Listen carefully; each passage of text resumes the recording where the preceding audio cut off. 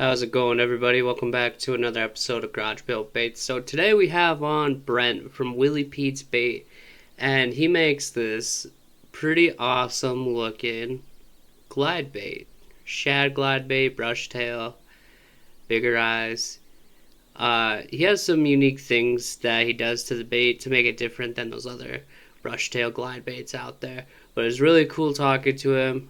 Brent is currently in the military, so thank you so much for your service, and we will get right into the episode.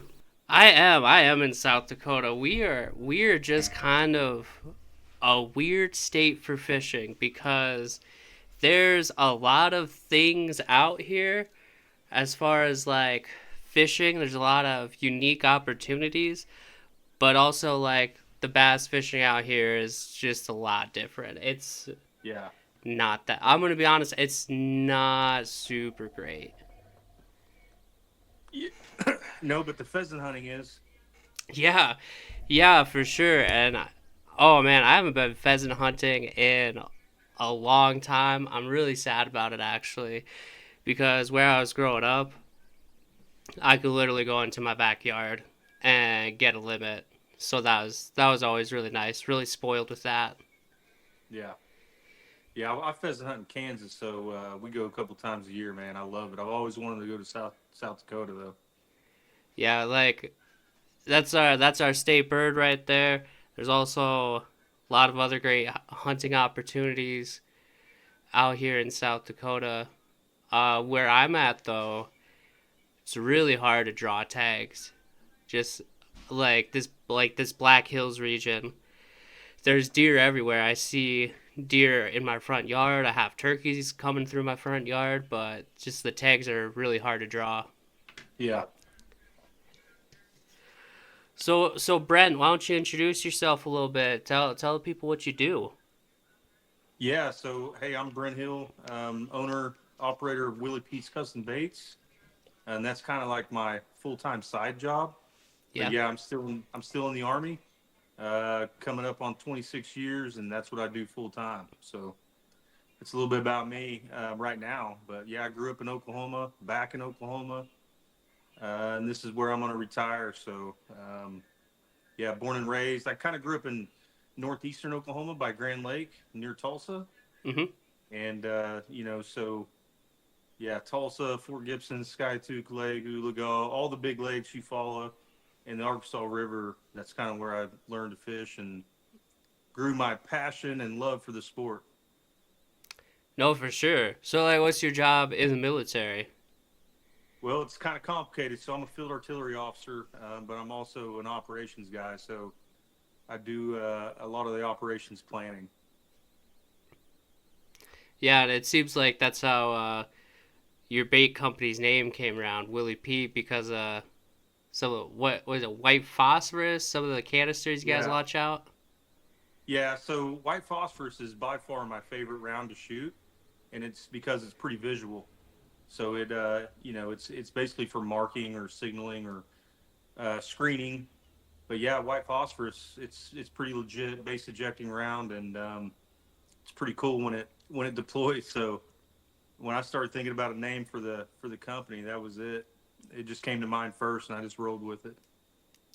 Yeah, we have a fairly large Air Force base out here in the Black Hills, and you'll be fishing, and then all of a sudden you'll just hear like just wild like fighter jets go by overhead. It's really cool. But at first you're like, what the hell is going on? Yeah, South Dakota's got some pretty cool unrestricted airspace, so you guys have a lot of room to play and work with, and I think that's why the fighter pilots really like it out there.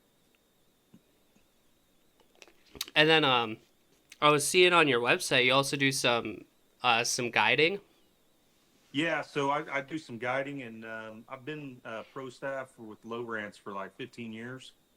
So I'm usually on like the research and development team. So I've kind of been way ahead of the forward facing sonar thing and side scan and down scan and all this stuff. So I try to, when I can, teach people, like sonar stuff, and crappie's big here in Oklahoma. So if guys just want to go catch crappie, I'll show them how to catch them. So Mm. Also, we also do. So I do some trophy bass hunting too. Like if you want to catch a 9 plus or whatever, I can try to help you do that.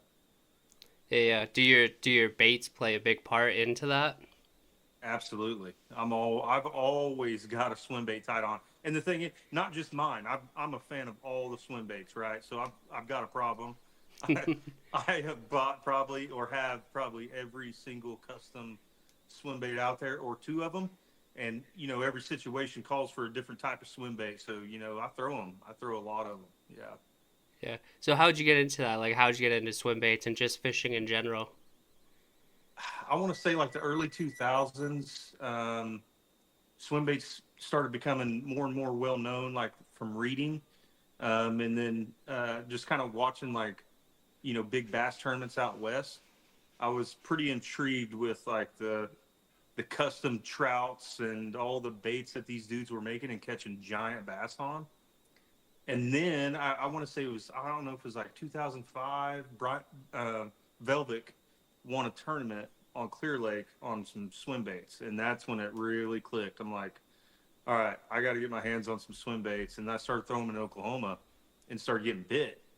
And it was way before anybody else was doing it. I kind of kept it a secret. So years passed, and I've been making my own spinner baits and buzz baits and crappie jigs for years. And a buddy told me, he's like, why don't you just go ahead and make your own? And I told my wife about it. She's like, yeah, do it. And it was some trial and error, but yeah, here we are. I mean, they're working, so it's been pretty cool. It's been a journey.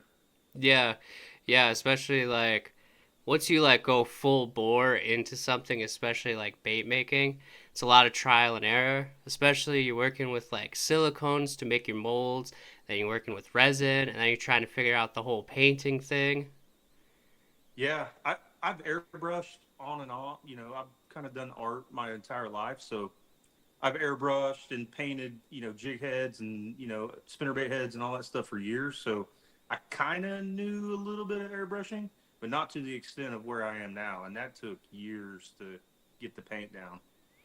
Yeah, you got some like real like I was looking through, and I mean I like the paint jobs that you're doing because especially with your profile of your bait, I feel like it's like a good profile to where you can mimic a lot of stuff. So like the bluegill pattern on there looks really good.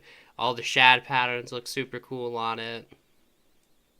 Yeah, it's kind of a versatile like profile for the bait. Like you can, and my biggest bass on my bait have been on a bluegill pattern on that shad profile. So I tell people, and I was talking to a couple guys here recently. I think profile matters more than paint. You can have an awesome paint job and not catch them, but if you got a good profile and a bait that swims right, you're gonna catch fish. Yeah, exactly. Cause like out here in South Dakota, like so where I'm at in the Black Hills, we have a lot of trout, and so there are some trout eaters, and some of those bigger bass. But then you'll have pike eat your swim baits as well. But yeah, we don't have like a lot of the taller like shad profiles. So like longer slender baits seem to work really well. Those um, trout kind of shapes, or because I feel like something like a phony gill or like a hinkle shad or something wouldn't work out here, but we got a lot of bluegill, we got trout, and we have like smaller bait fish, so like those profiles work really well. Um, but out on the river, like Missouri River, Lake Oahe, those other profiles would work better because they got some more shad in there, stuff like that. Yeah, Wahoo's got some giant smallmouth in it, and I would have never known about that lake until the Elite Series went to it. That it kind of opened the eye. That thing, it's pretty sweet, but I bet it's kind of open, so wind probably really affects that lake, doesn't it? Yeah, yeah, you're on the river too, and like up like there's quite a different like distance. It's a huge reservoir, or whatever. And my my buddy, his dad got a his my buddy's dad is this big walleye guide out in Lake Oahe, and so he got to drive the camera boat for Taku. So he said that was pretty cool. It's a really Yeah. cool dude, and he's like they're messaging me. They're like come out like end of May, beginning of June. We'll get on some really big smallmouth. They've been super into fly fishing right now, so they're always fly fishing when they're coming up here, and we're trout fishing.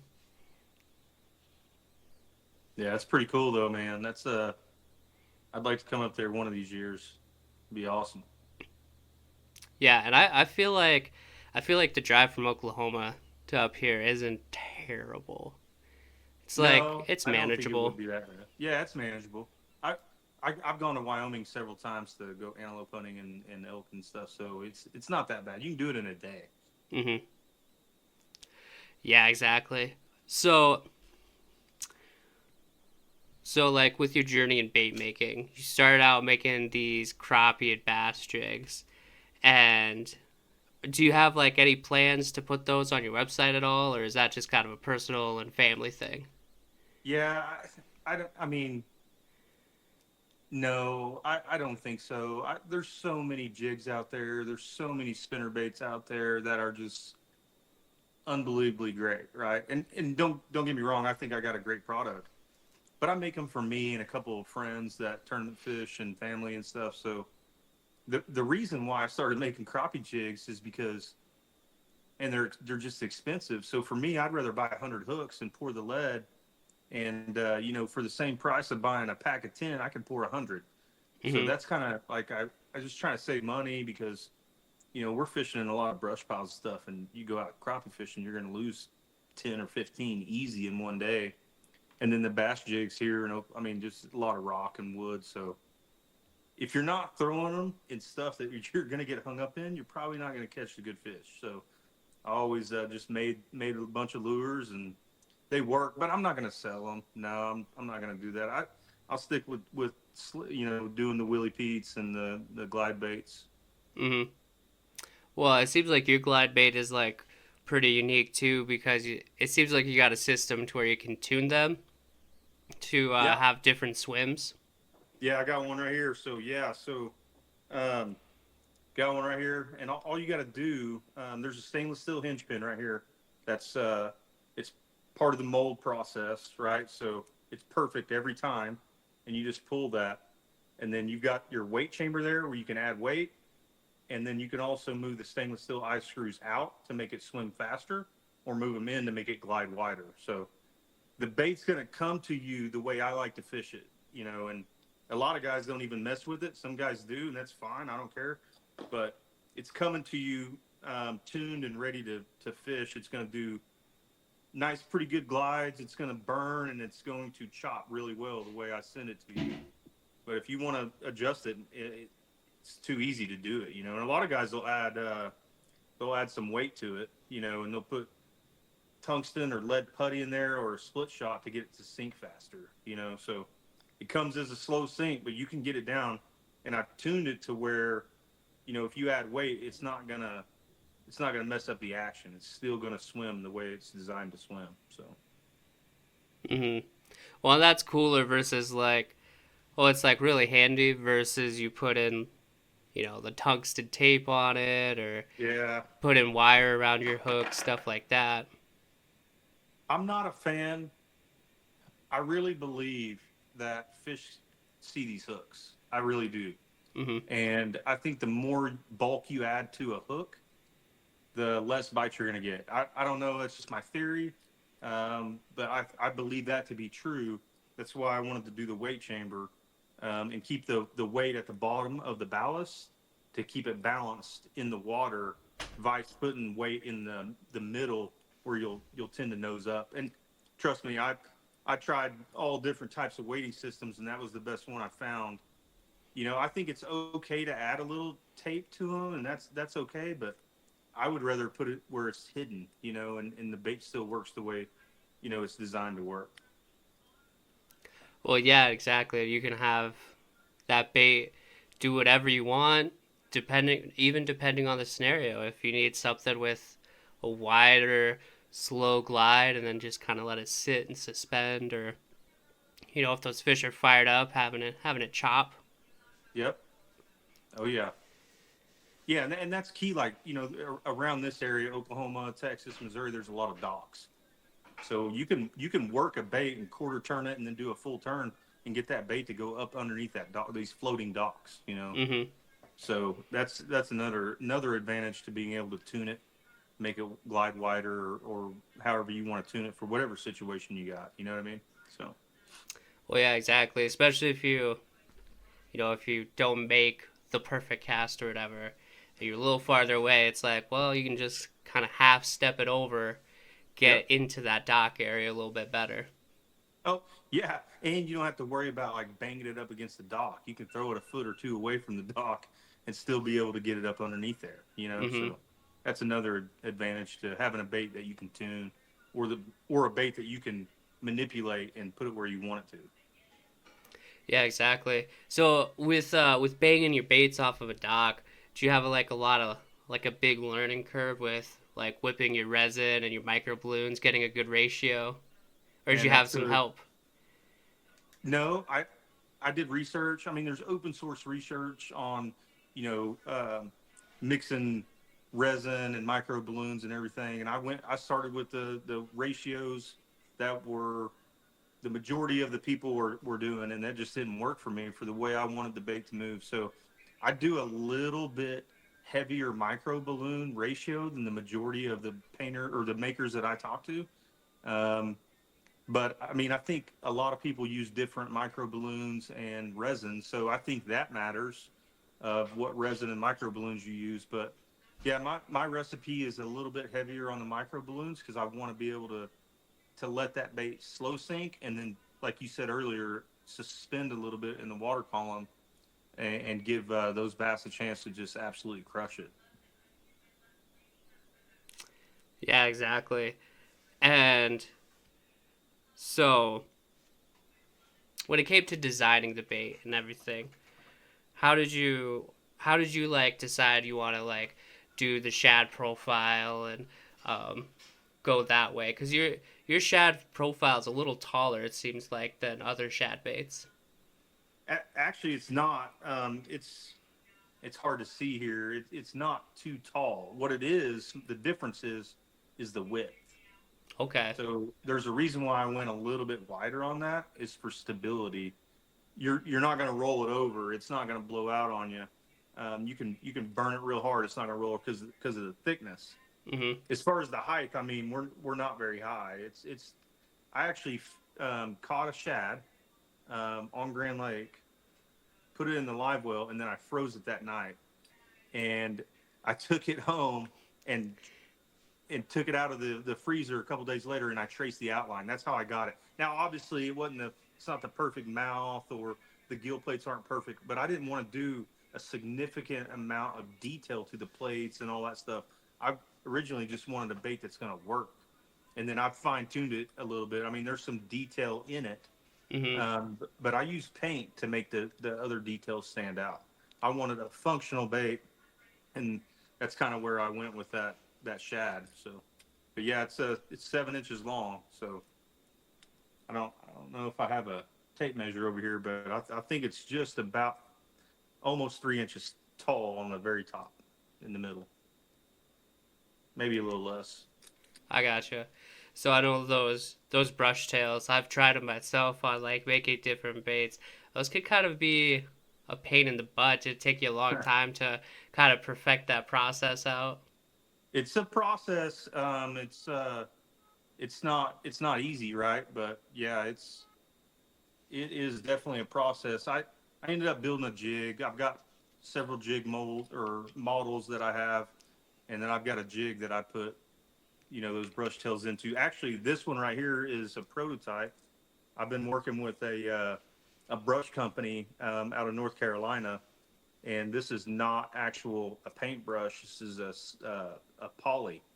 Okay. polypropylene. So I'm just trying this to see, and I got a couple guys that test baits for me, and I'm gonna see the durability of it, because it's not gonna deform on you. So if you've got if you got a brush tail like on this perch pattern, yellow perch pattern here, if Mm-hmm. it sits in your box like that, and it's gonna kind of mold to that shape, and you got to dip it in hot water to get it to come back. I'm trying a different tail just to see if it's more durable, and this is actually the first one that I've got in that tail. So I'm gonna check that out and see if that works out for me. Yeah, it's really cool because I got one of those one of those Spro Chads, and I had it in a bait wrap and went out fishing and was out there all day. Then I got back and top part of the tail was all bent in, and I was like, "Oh Yeah. shoot!" Yeah, but they're not done. All you got to do is heat up some water in a coffee cup in the microwave for a little bit, dip it in there, and then fan the tail with your finger, and they're good to go. But that's the only downside about the brush tail. But in my opinion, for me, I can pour silicone. I can do that. I can make these tails. Um, but it's if it's 100 degrees out and it's sitting in your boat and it melts, your swim bait's useless. That brush tail's not gonna melt, Mm-hmm. and it's easy to fix if you just got a little hot water. So, and a lot of times whenever you're fishing these baits, these flare a little bit, you know. So like when you're moving that in, that thing will flare a little bit, and that's what those shad do and the bluegill do. Is their tails are actually moving; they're not rigid. Mm-hmm. So it kind of gives off a little bit more, in my opinion, a lifelike kind of look to the tail. And it's Yeah, soft too, soft, so they can get they can get their mouths around it. yeah, a little bit of like secondary action coming off of it. Yeah, yeah, exactly. Well, I didn't know that about the hot water either, so that's definitely a good tip. Yeah, yeah, I didn't know either for a long time, and then one of my buddies told me, he's like, "Man, you just dip that tail into some hot water, and it'll be perfect." And I was like, "Wow, that makes sense," So it does work. No, that's awesome. And well, I like your bait is smooth because if you bought like a blank and you went and painted it, it's a lot easier to get those scale patterns. Like like scales will like if you had a scaled bait, it would hide, if you didn't quite paint. If you did like a little mistake, it'd hide that better. But like being able to put scales on yourself and make them, perfect, I Yeah, kind of like that in a bait when I'm yeah. I painting. think right now I'm working on a textured scaled version, but I wanted a smooth version first because you can paint it and it looks, in my opinion, more realistic. What the textured baits do is give you more depth. Hmm. You know, the paint schemes look a little bit more realistic without going into too much detail with the paint. So there's kind of advantages and disadvantages to both, but I think I want to be able to provide a textured version. Guys have asked me about that, and I'm going to end up. I'm getting there. It just takes time. Hmm. So, like when you were developing your bait, how did you um when doing your master, did you use clay or did you carve out because you traced that shad? Did you carve out Yeah. on wood or did you do clay? Oh, I did wood. Yeah, Mm-hmm. I did. I did like 4 or 5 different blocks of wood to get it how I wanted it to. So I kept messing it up. But yeah, it was a lot of hand work and hand sanding and using saws and files and everything to get it right. But yeah, No, that's awesome, dude. I've seen people do it like both ways where they've done. Oh, they do clay and they shape it out and you can bake it and then you can kind of get the fine details in there after. Well, no, there's something about wood and carving it. yeah. And what sucks is I was actually going to try to make a wood bait in the beginning. I wasn't even going to do resin. And that master, thank God, I molded it a few times and made some resin ones because I ended up breaking it off and losing it. So, but I was catching fish on it, and it was awesome. It was ugly. It had lead poured into the bottom, and it was all doctored up. It looked stupid, but it was working. And no, I'm glad I went with the resin. It's more efficient, and you can get more consistent with the resin. Yeah, exactly. Because with wood baits, like it's gonna vary from bait to bait. I know before Roman made kind of changed how they made their baits. People are like, would buy mothers, and they'd be like, "Oh, this one's crappy, sell it," and they'd just keep Yep. buying and selling mothers until they found a good one. Yep. That's exactly why I didn't want to do that. After going through all that pain of carving them all out, I was like, man, I don't want to do this every time. This is very, very time consuming. But yeah, the resin is, and there's keys to making resin consistent. You got to have the right temperature, you got to have the right humidity, and you got to be able to mix it right the same every time. And I think that's key to my bait, is that it's very, very consistent. We're only pouring. It's just my stepson and I that make these baits. So he pours the majority of them, and then I do the rest. And then I've got a couple painters that I've commissioned to work with me to paint, including myself. But yeah, we only pour when the humidity's right and the temperature's right, and it is the same process over. It's like Groundhog Day, over and over and over. But that's how you get consistent baits out, to the consumer. Yeah, so you guys just got like a little shop set up in your garage then? Yeah. So the boat is no longer in here. It is in a storage, and we converted the garage into a workshop, and it's all temperature and humidity controlled, and got everything we need. So yeah, it's definitely 100% garage built bait for sure. Hell yeah, dude. And like it's like you said, that temperature, that humidity just has to be perfect, because you're just gonna run in with issues with your resin and then painting and clear coating. It's a whole deal. Yeah, you'll get air bubbles in your, whenever you're doing that, your paint will run or whatever the case is if the temperature and humidity is not right. And, you know, uh, that was trial and error as well, right? So Mm-hmm. I was like, why is my paint running? Oh, and I got a temperature and humidity, I guess, thermometer, whatever you want to call it, and put it in my garage where I could see what the humidity and the temperature is. And that's when I started noticing if it was over like 47% humidity, I couldn't paint. Mm-hmm. So then we got an air conditioner and did some work and got it all temperature controlled. And yeah, it's been a process. Yeah, that's for sure.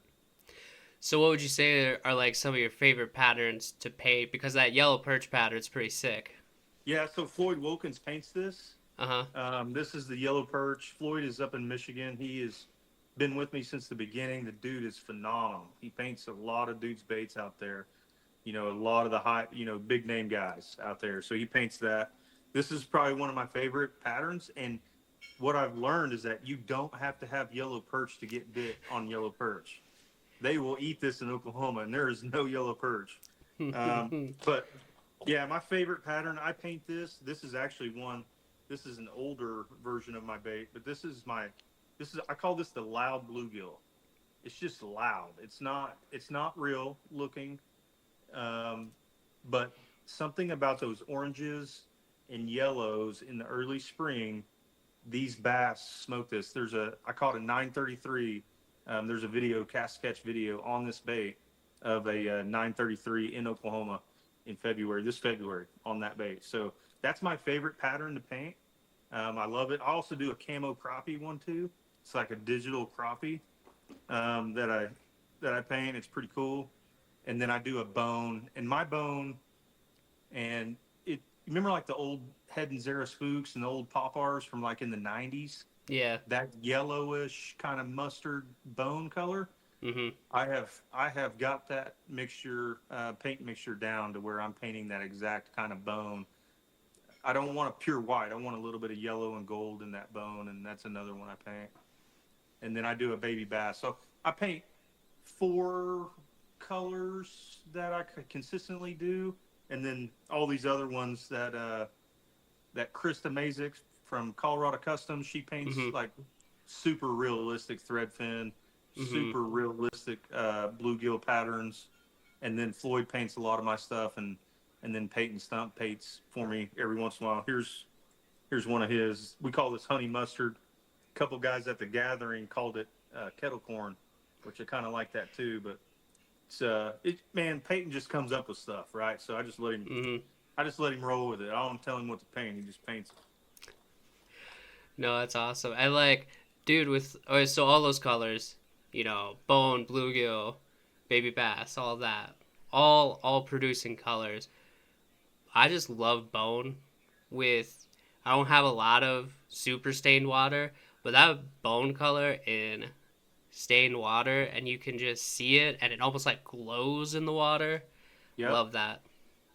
Yeah, matter of fact, when I was testing these baits out before I even started giving them away to friends before I started selling them, was I was just giving them blanks and just straight white resin, and dudes were catching them, and I was catching them, and then I started painting bone. That's the first color pattern I painted because it's simple.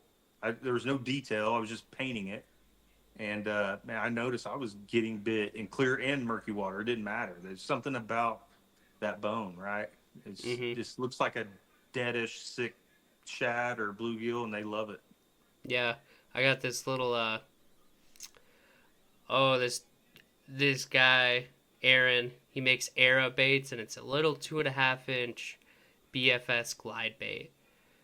Super super sick bait. I love that thing. Might have to check And that out. yeah, they're super cool, especially if, dude, every swim bait guy has it in them to throw tiny lures, Oh especially if you yeah, can get a tiny glide bait. It's so cool. yeah. And I've been throwing that Kyle Gracely the shat, yeah, that little 5 inch one. Man, they bite it. Yeah.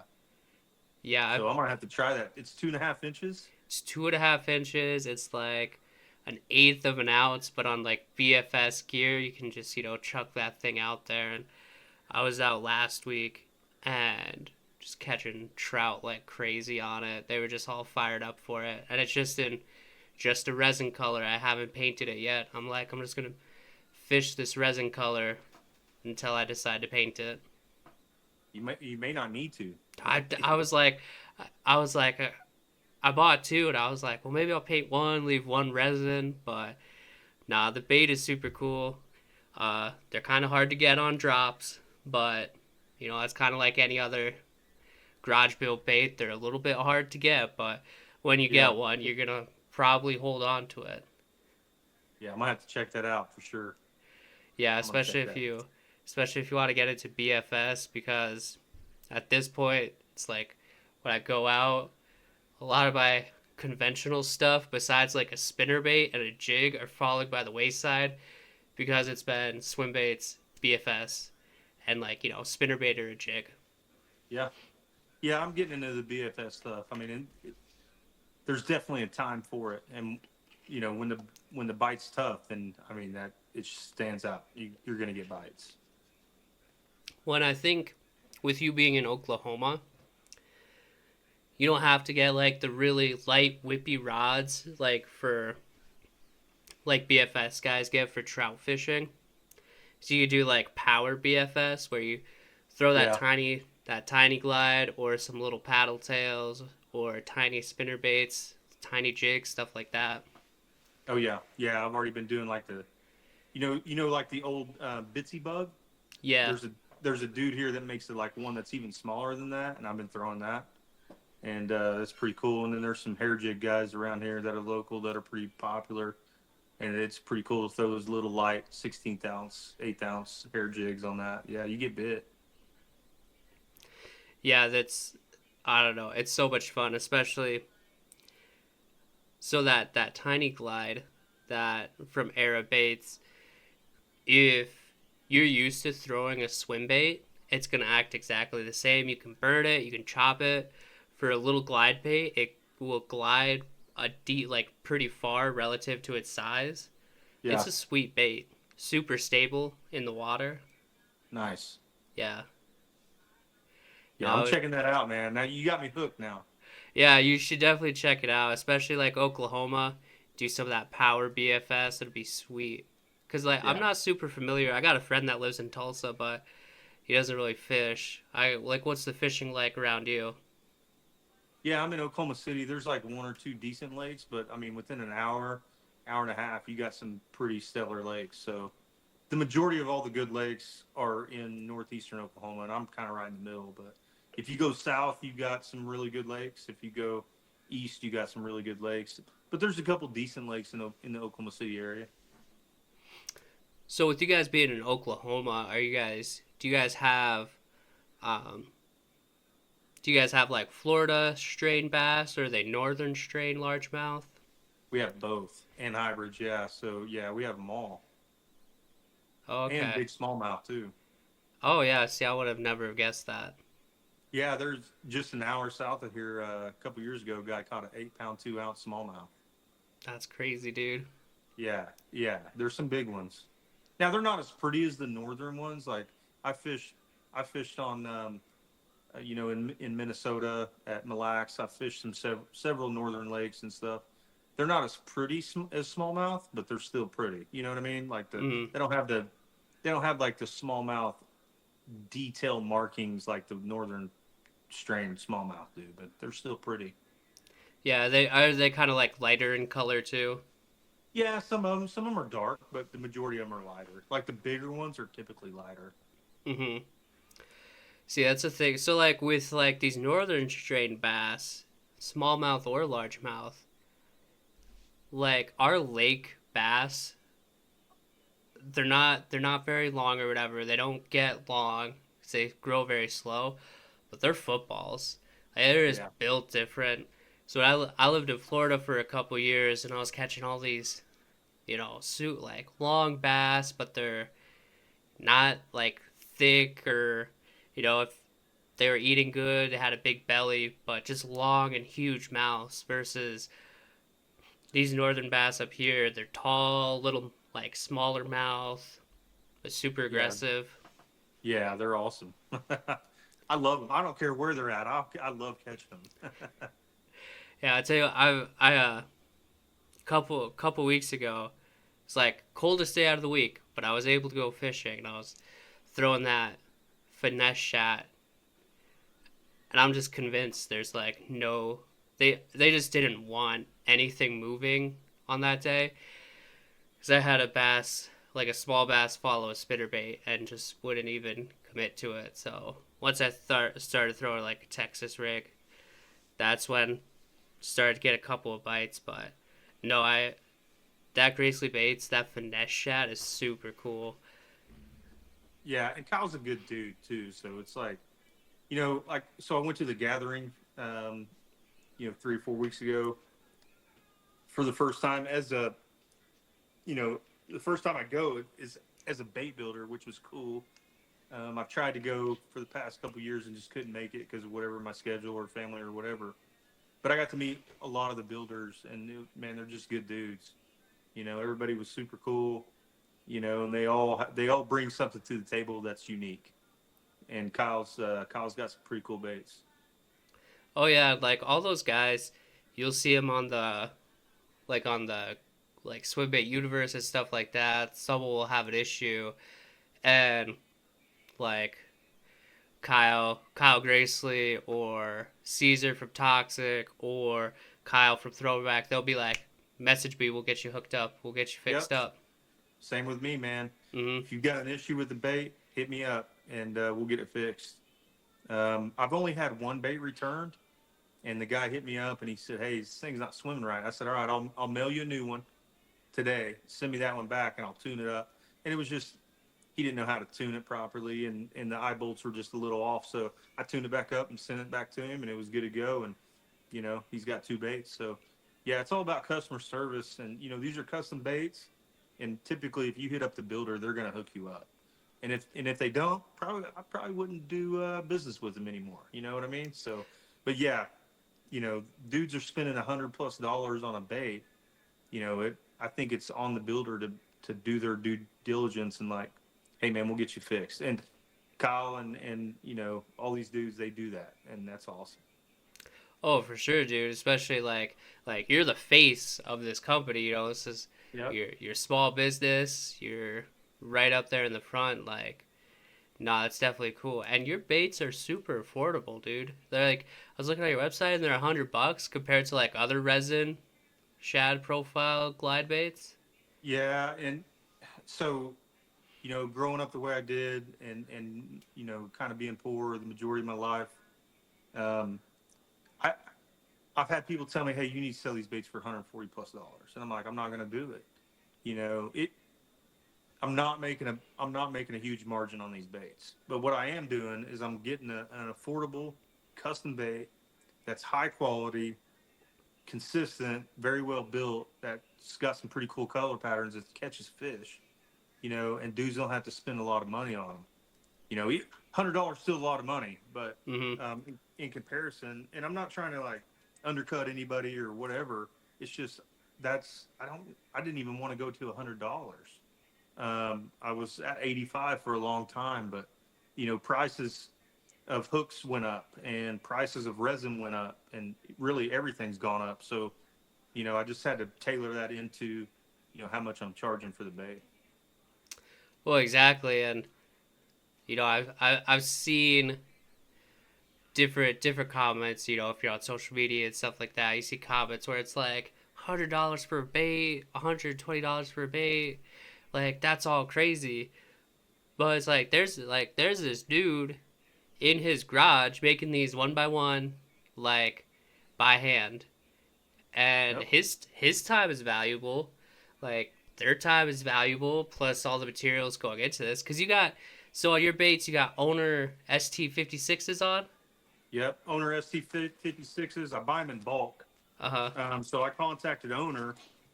I went through several different hooks, and I'm an owner fan, and I hit him up and I said, "Hey man, I need some hooks." So I was originally using the ST36s, but now I'm using the 56s, number ones, and it just to me they're a little bit stronger. They're like a 3x hook, and you're not going to bend them out, um, and it gives it a little bit better balance, in Mm-hmm. my opinion. So yeah, I mean I experimented with a bunch of different hooks and everything, but the owners seem to work out the best. So I buy them in bulk, and that's what I went with.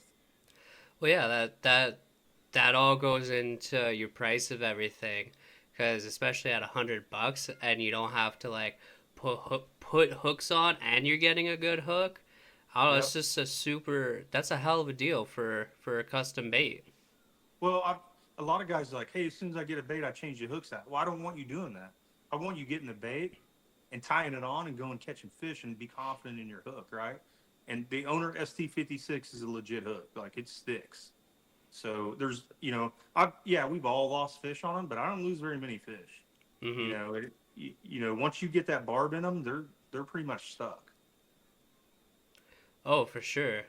And then I think the other cool thing when you look at your website is you got some cool merch as well. You got the hat on right now. Yeah, yeah. I recently did the hats. I don't know, like 3 or 4 months ago. People kept saying, "Man, give me a hat, give me a hat." Well, I made some hats, using the local company, and got some hats, and then I got some cool shirts, and I got some more stuff coming. It just takes time. So yeah, Oh, got I some think. hoodies. Oh, you're saying like you went to the gathering. Is that the shirt for the gathering, the campground? Yeah, Rock the Hawk, man. Yeah, Yeah. yeah, it was cool. One, it was a very eye-opening experience because we drove through Hurricane Helene in the northern part of North Carolina on the way there, so that was interesting. But no, the campground was cool. The environment was cool, and my wife had some time to walk around and stuff. And she went over, and everywhere we go, every lake we go to, we try to buy a shirt or a cup or some kind of souvenir. And she got some shirts. Oh, that's awesome. Then you get to like meet all these people that you're seeing online. You see it on like Facebook or the forums or whatever, and maybe you're like even putting faces to names. It's like okay, I see you all the time on the group, but now there you are. Yeah, yeah, it was cool. Dudes just coming up to me like, "Oh man, it's cool to meet you," and it's like you've messaged back and forth multiple times. And another thing that was super cool was I go to Wayne. Wayne runs Swim Bait Universe. I'm like, hey man, where's my booth when I first got there? And he's like, you're right here. And I saw the tape. It said Willie Pete's, and then I looked next to my left, and it's KGB. And I'm like, oh man. And then I look to my right, and it's Versatile, and I'm like, oh, I'm stuck between like two of the best. Like, KGB's a legend, right? And then I got Mm-hmm. Versatile over here, who has like super clean glides, also from Oklahoma. And I'm like, man, this is going to be awesome. And Kevin was a super good dude, and I know Eric from Versatile, so man, it was an awesome experience to be right in the middle of those guys and to talk to those guys and just kind of, and meet everybody. So it was pretty cool. Hmm.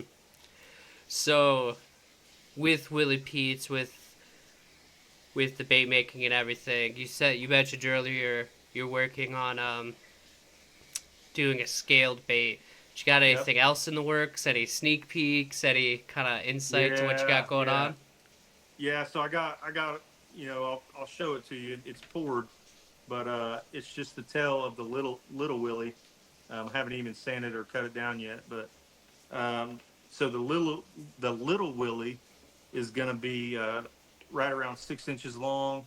I scaled it down, proportionate to its size, and I'm going to do a 6 inch version of my bait. And then I've got a scaled version coming out of the current bait. And then later on down the line, I want to do a bluegill, actual bluegill one. And I've got a bluegill froze that it's a smaller bluegill. I'm going to trace it out and do the same process again on it.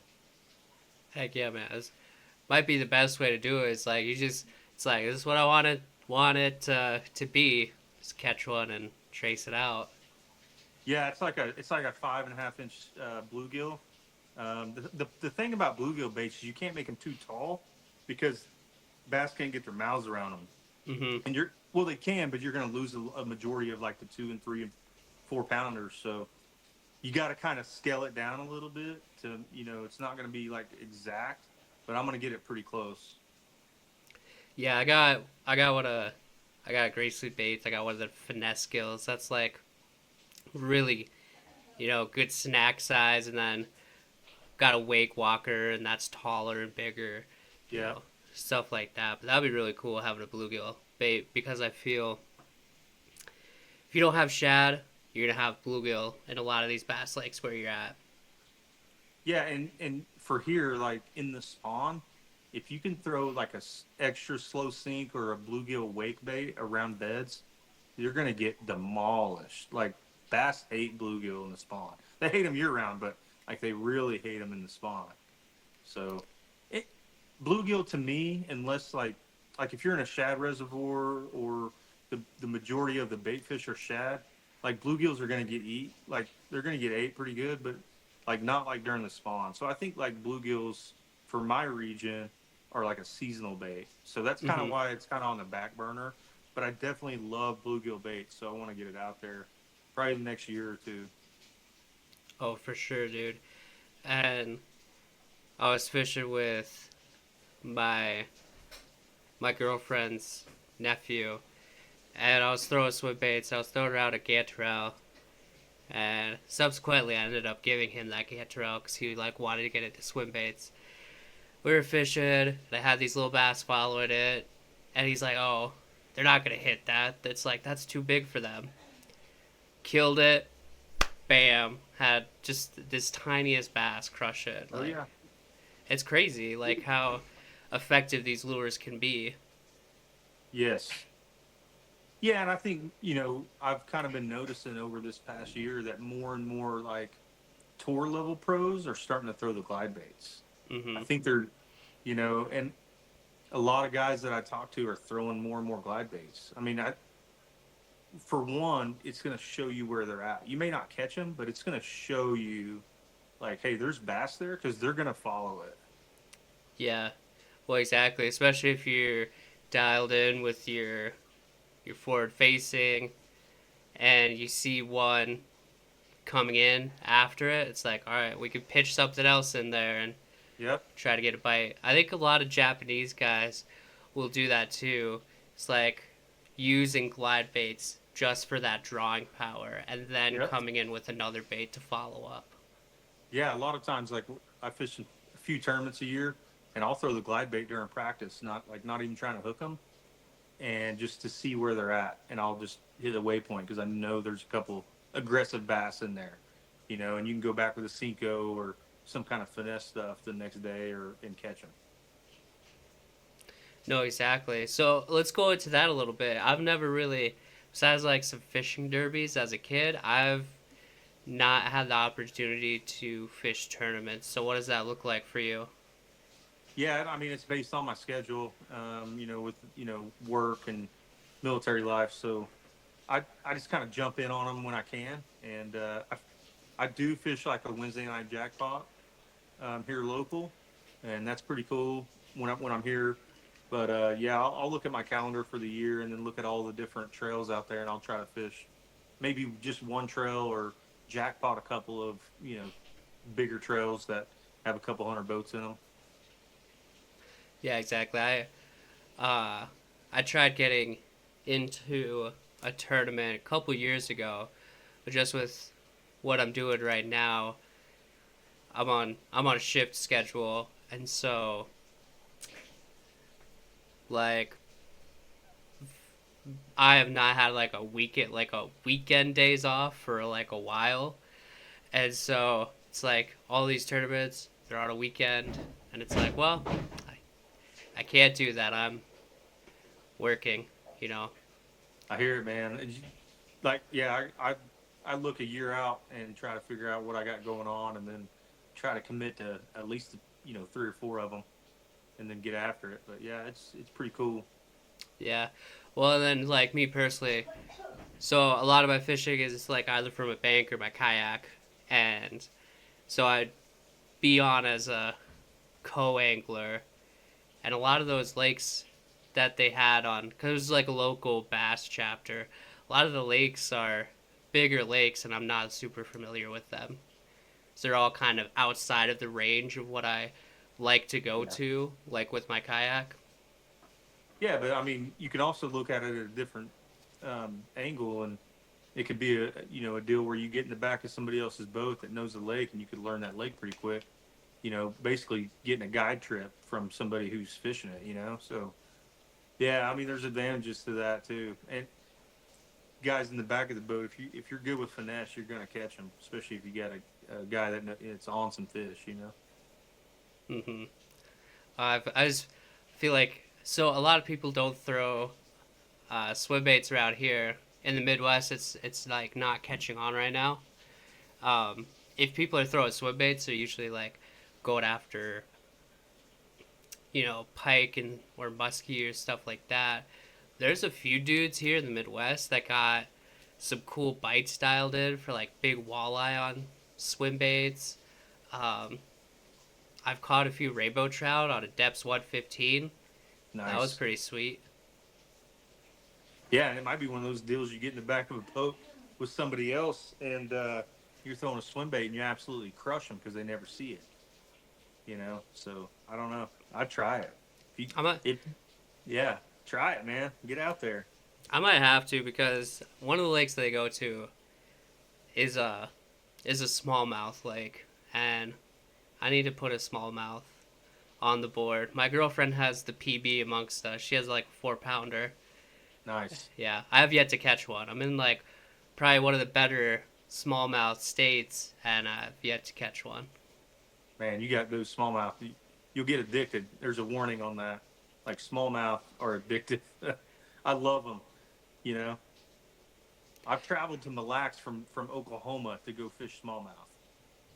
Yeah, That's how much I love them. it's like my buddy whose dad is the walleye guide. He's like don't tell anybody this, but he's like I kind of like fishing smallmouth better for walleye at this point. Yeah, they're fun, man. Heck yeah, dude. So so you're out on a tournament or you're out on your boat. What are you bringing for snacks? Man, I go pretty light. Like some granola bars. Um, put like some pretzels and some carrots and stuff in there, and then maybe a Snickers bar. I go pretty light, but kind of focus. Sometimes I won't even fish or won't even eat because I'll be fishing the whole time and forget about it as long as I'm drinking water. But yeah, man, as soon as I get off the water, though, I'm typically pretty hungry. But the majority of the time, like if it's a long day tournament, I'll make some peanut butter and jelly sandwiches and put them in the boat, and then have a granola bar or whatever. So I go pretty light. Mm. Yeah, usually if I'm beating the bank or I'm in a kayak, I'll have like a Cliff Bar before, and that'll kind of tide me over, and like have water with me. Um, Yeah. but Powerade Zero, it's kind of my move. Oh yeah, yeah, Yeah, 100%. but and so like a lot of times I'm like have my GoPro running too. So I used to like having sunflower seeds a lot. But if you're trying to film and you're cracking sunflower seeds, it just doesn't make for a good video. Yeah, yeah, you got that cracking. It's like somebody smacking gum in your ear. Yeah. Yeah. All right. So you go anywhere in the country. What are some or anywhere in the world really? What are some bucket list fish for you? Man, I was just talking about this to one of my good buddies the other day. I definitely want to hit the St. Lawrence River. At some point, I got to go to the St. Lawrence River and target those big smallmouths on the river. I want to go to Door Shack in Idaho. I mean, that's kind of come up over the years. I think Josh Jones kind of opened the door on that one, but Door Shack's got some giant, like, I think they caught a 9-something pound smallmouth out of there this year. I've been everywhere in Texas and Oklahoma, so I've beat that, and Louisiana.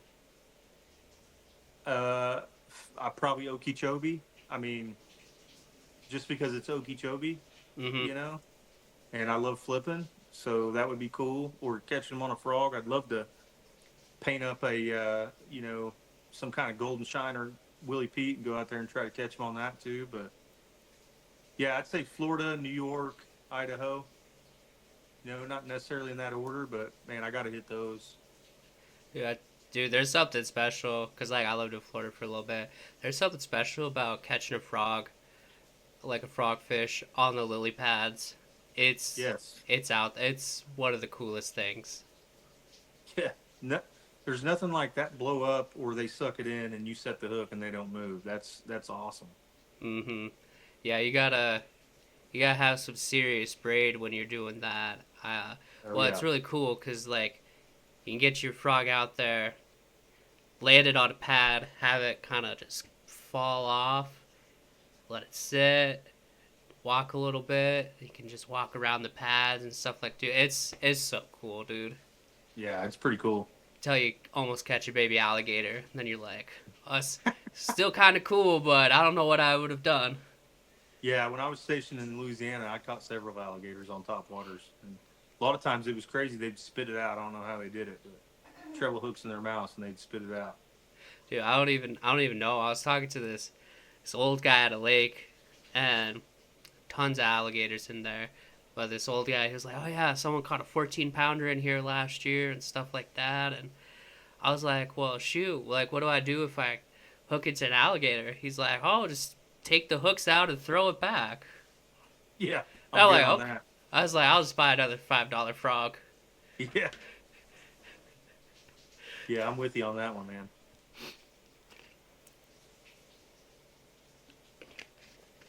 Oh man.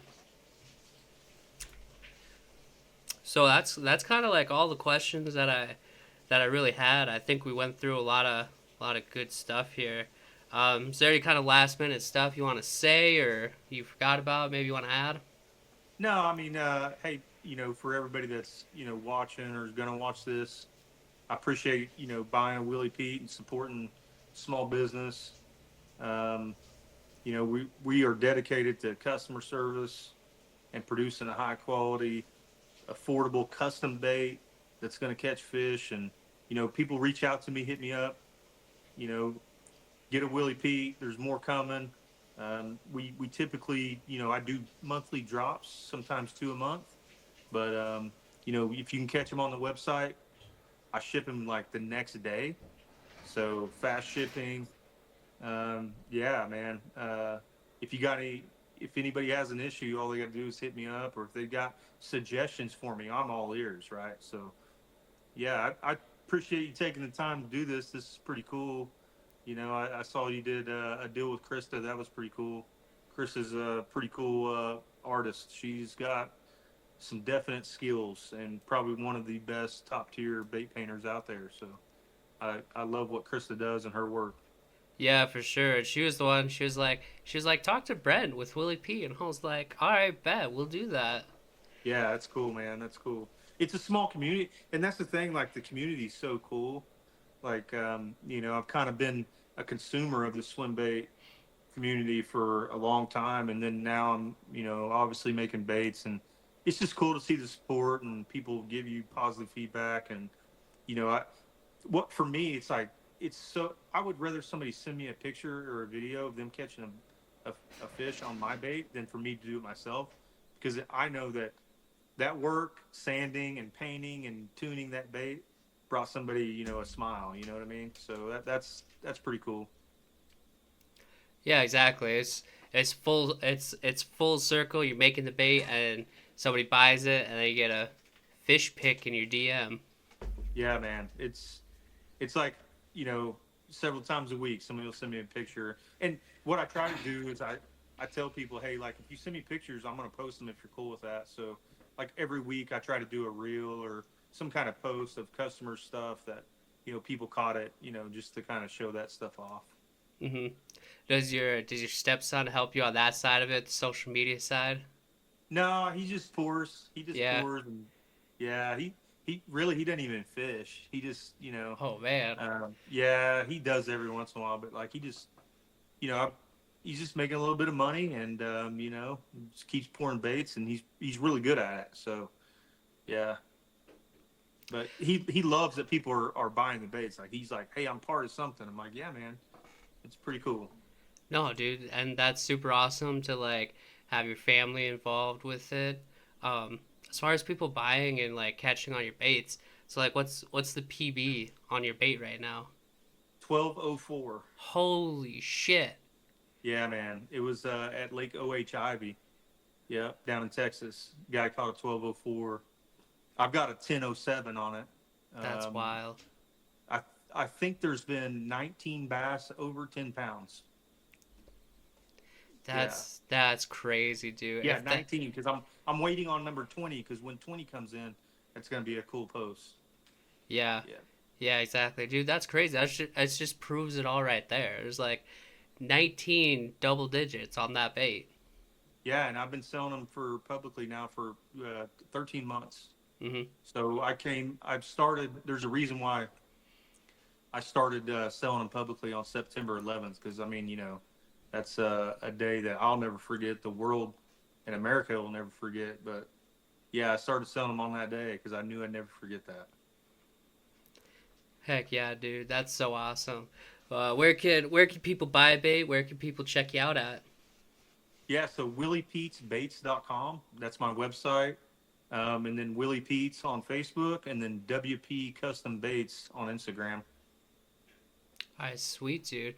Well, Brent, thank you so much for coming on this small podcast, talking with small town boy from South Dakota about bait making. Dude, it was pretty awesome.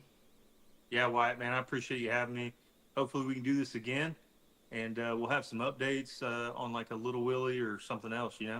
Yeah, man, maybe I'll have to come down to Oklahoma. Like I said, my buddy lives down there. I'd probably have a place to stay.